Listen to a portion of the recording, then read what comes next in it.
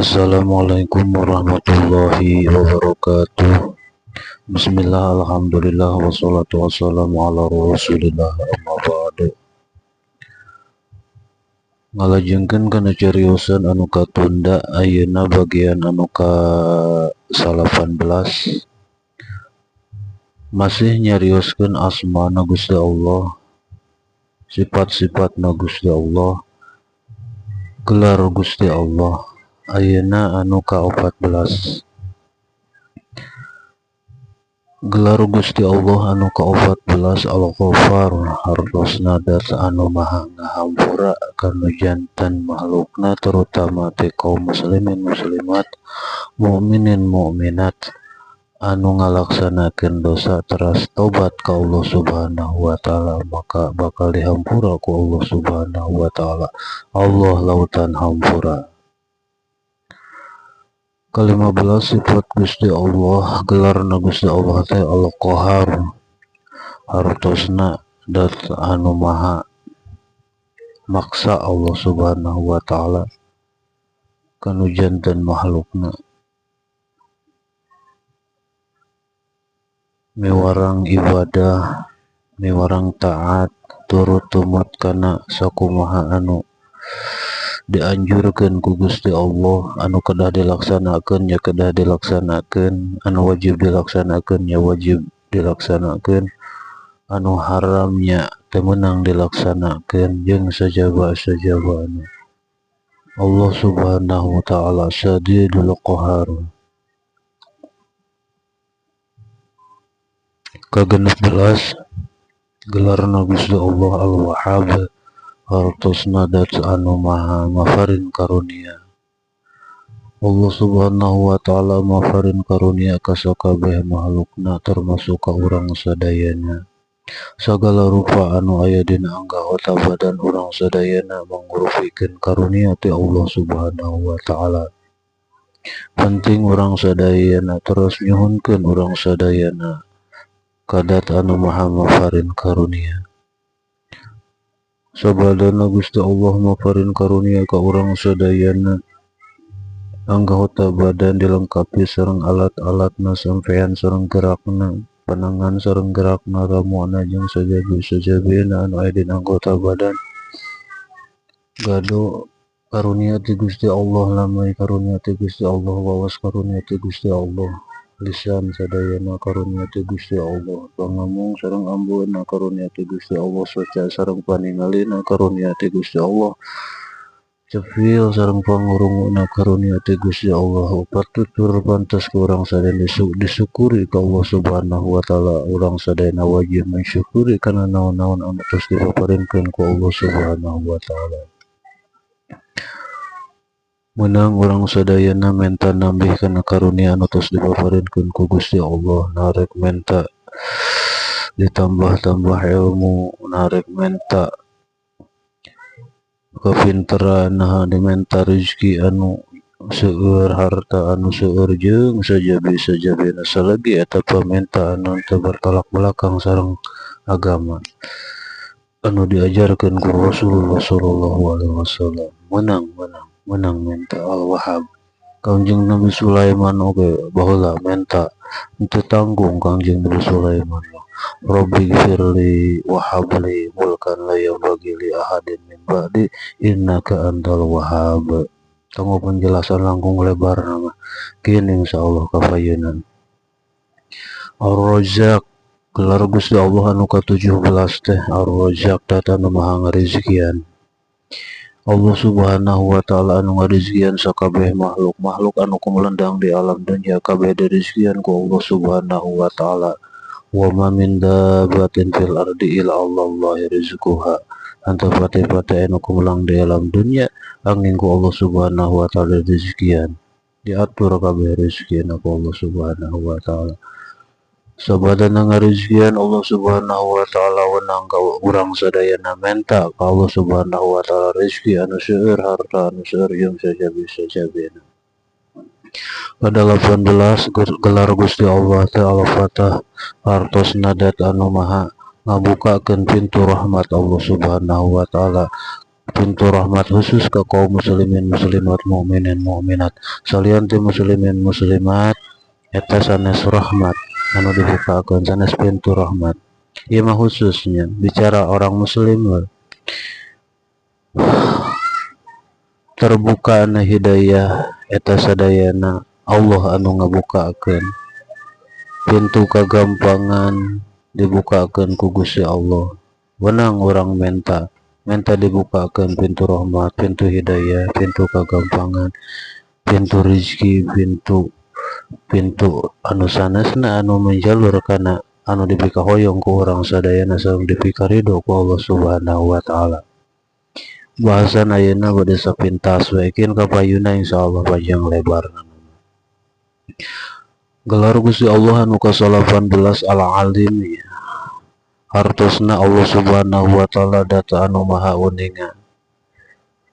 Moal aya hiji perkara di alam dunia anu teu kauninga ku Allah Subhanahu wa taala, anu dohir kabeh kauninga ku Allah Subhanahu wa taala, tong baru anu dohir bahkan anu batin oge kana kareteg manah urang sadayana Allah Subhanahu wa taala maha uningan. Gelar Allah Subhanahu wa taala anu ka-20 Al-Qabid hartosna Allah Subhanahu wa taala dat anu maha nyempitkeun. Moal aya nu tiasa nyempitkeun manusia ngan loba kahayang misalna hayang mempersempit kahirupan jalma moal bisa lamun teu disempitkeun ku Gusti Allah. Allah anu maha nyempitkeun.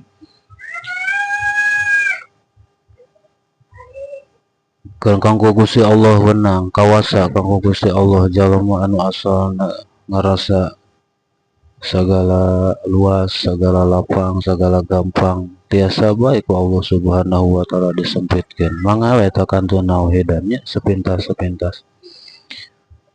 Nu jelas gelar Allah Subhanahu wa taala nu ka-20 Al-Qabid dat anu maha nyempitkeun. Moal sempit manusia makhluk moal tiasa nyempitkeun kana kahirupan makhluk anu lainna terkecuali disempitkeun ku Gusti Allah. Ka-21 gelar Gusti Allah teh Al-Basitu hartosna dat anu maha ngajembarkeun. Allah Subhanahu wa taala teh mampu ngajembarkeun anu asalna rupak palayan kekawasaanna kudrat iradatna Gusti Allah. Masya Allah kana wa malam yasa lam yakun. Anu asalna dina masalah bab rezeki rupak lamun geus waktuna ku Gusti Allah dijembarkeunnya pasti bakal dijembarkeun digampangkeun sagala rupa dibukakeun pintu rahmatna ku Gusti Allah. Da Allah maha sagalan. Al-Basitu hartosna Allah Subhanahu wa taala zat anu maha jembar sareng anu maha maparin kajembaran kanggo anu janten makhlukna. Ka-22 gelar Gusti Allah teh Al-Khafid hartosna Allah Subhanahu wa taala dat anu maha tiasa ngarendahkeun kana janten makhlukna. Contoh orang-orang kafir tiasa bae ku Allah Subhanahu wa taala direndahkeun.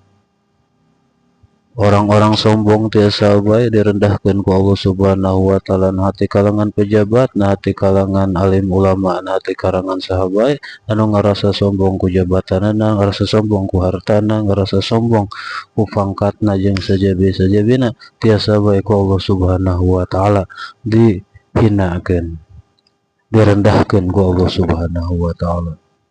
Allah Maha Kuasa, Allah Maha Sagalana. Ka-23 gelar Allah Subhanahu wa taala teh Ar-Rafi hartosna Allah Subhanahu wa taala dat anu maha ngangkat derajat anu janten makhlukna. Allah Subhanahu wa taala mampu jalma nu asalna dipandang hinda tiasa wae kalian kudrat iradatna Gusti Allah, kalian sifatna Gusti Allah anu Ar-Rafi mangka tiasa bae ta jalma dijantenkeun jalma anu luhur pangkatna, luhur derajatna sareng sajabina. Nu jelas gelar Allah Subhanahu wa taala Ar-Rafi dat anu maha ngangkat kana derajatna janten makhlukna terutama teh kaum muslimin muslimat mukminin mukminat. Kantun menta we urang sadayana ka Allah Subhanahu wa taala. Da Allah Maha Kuasa sagala rupa oge urang mah teu daya teu upaya wenang kanggo urang sadayana menta ka Allah Subhanahu wa taala naon bae melalui asma-asma Gusti Allah melalui sifat-sifat Gusti Allah. Ka-24 gelar Gusti Allah teh Al-Mu'izzu hartosna dat anu maha ngamuliakeun. Dat anu maha mulia sareng maha ngamuliakeun Allah Subhanahu wa taala kana janten makhlukna terutama teh kaum muslimin muslimat mukminin mukminat. Dawuhan Allah Subhanahu wa taala dina Al-Qur'an, "Qulillahumma malikal mulki tu'til mulka man tasya' wa tanzi'ul mulka mimman tasya' wa tu'izzu man tasya'." Tiasa bae Allah Subhanahu wa taala ngangkat derajatna jalma anu dikarepkeun ku Gusti Allah. Maka kantun nauhidan eta mah. Nu jelas Allah Subhanahu wa taala dat anu maha tiasa ngamuliakeun anu janten makhlukna. Ka-25 gelar Gusti Allah teh Al-Mudilu hartosna dat anu maha ngahinakeun.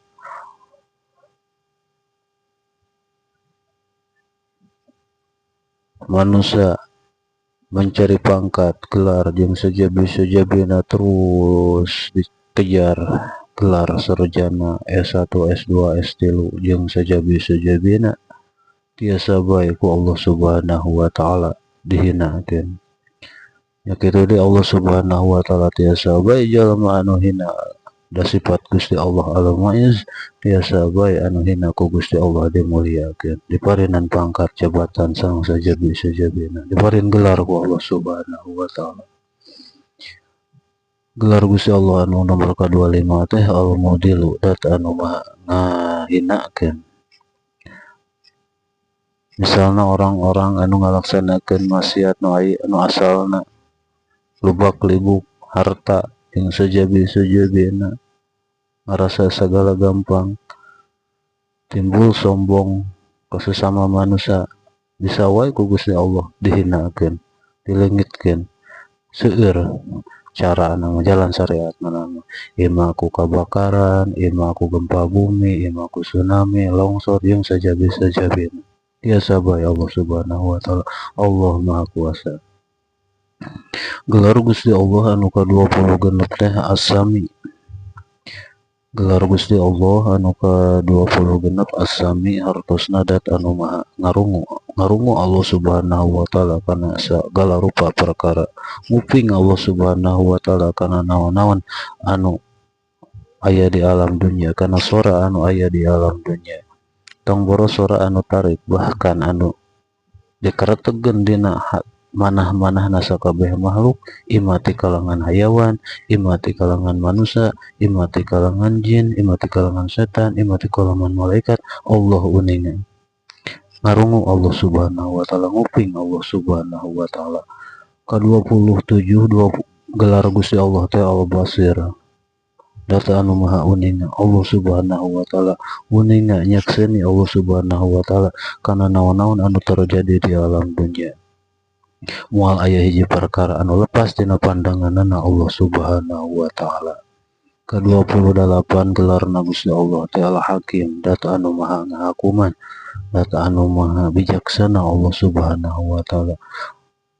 Keterangan-keterangan anu sakitu seueurna dina Al-Qur'an, hadis-hadis Rasul sakitu seueurna nya. Eta sadayana teh Allah Subhanahu wa taala kanggo naon? Kanggo mensejahterakan anu janten makhlukna supados dipake eta hukumna, hukum Gusti Allah. Nya kitu deui Allah Subhanahu wa taala mampu ngahukuman secara langsung. Misalna anu keur pasea kudu eureun detik harita nya eureun, narek ti kalangan hayawan, ti kalangan manusia jeung sajabi-sajabina, tiasa wae Allah Subhanahu wa taala ngeureunkeun kana papaseaan. Allah Subhanahu wa taala Al-Hakim, dat anu maha ngahukuman. Ka-28 gelarna Gusti Allah teh Al-Adlu, hartosna dat anu maha adil Allah Subhanahu wa taala. Dina sagala rupina Allah Subhanahu wa taala maha adil. Dina Rahman Rahimna, dina bab rezekina, rezeki anu janten makhluk Allah Subhanahu wa taala maha adil. Dina ngarahmatna kanu janten orang-orang muslimin muslimat Allah maha adil. Allah Subhanahu wa taala dat anu maha adil. Mangga we eta mah kantun ningalian eta mah masing-masing. Jelas gelar Allah Subhanahu wa taala anu ke-28 Al-Adlu hartos nadat anu maha adil. Ka-30 gelar Gusti Allah Ta'ala Latif hartos nadat anu maha lemah lembut Allah Subhanahu wa taala kana janten makhlukna. Walaupun Allah Subhanahu wa taala sang pencipta dat anu maha gagah dat al-mutakabbir, Allah tetap lembut kana janten makhlukna. Rahman Rahimna Allah terus berjalan. Al-Latif hartos nadat anu maha lembut Allah Subhanahu wa taala, terutama ke kaum muslimin muslimat, mukminin mukminat. Bahkan Allah Subhanahu wa taala mengetahui hal-hal yang paling lembut sekalipun. Daqaiqul masail, lembut-lembutna masalah Allah Subhanahu wa taala uninga mata kurang penting nyuhunkeun ka Allah Subhanahu wa taala dijaga diraksada Allah Subhanahu wa taala uninga kana naon-naon anu dipikahoyong ku urang sadayana jeung permasalahan urang sadayana Allah uninga nyuhunkeun urang sadayana ka Allah Subhanahu wa taala. Sifat anu sagala maha Allah Subhanahu wa taala. Al-Latif Allah Subhanahu wa taala dat anu maha lemah lembut kana janten makhlukna. Ka-31 gelar Gusti Allah Ta'ala Khabir hartos nadat anu maha mengawasi Allah Subhanahu wa taala kana janten makhlukna.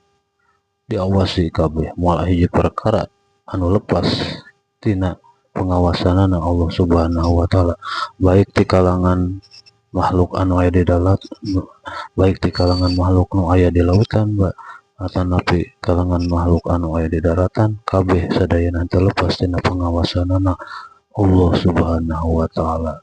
Nami ka-31 nyarioskeun sifat-sifatna Gusti Allah, asma'na Gusti Allah, gelarna Gusti Allah. Kin disambung ku bagian anu ka-20 dicekapkeun sakitu. Wabillahi taufiq wal hidayah. Wassalamualaikum warahmatullahi wabarakatuh.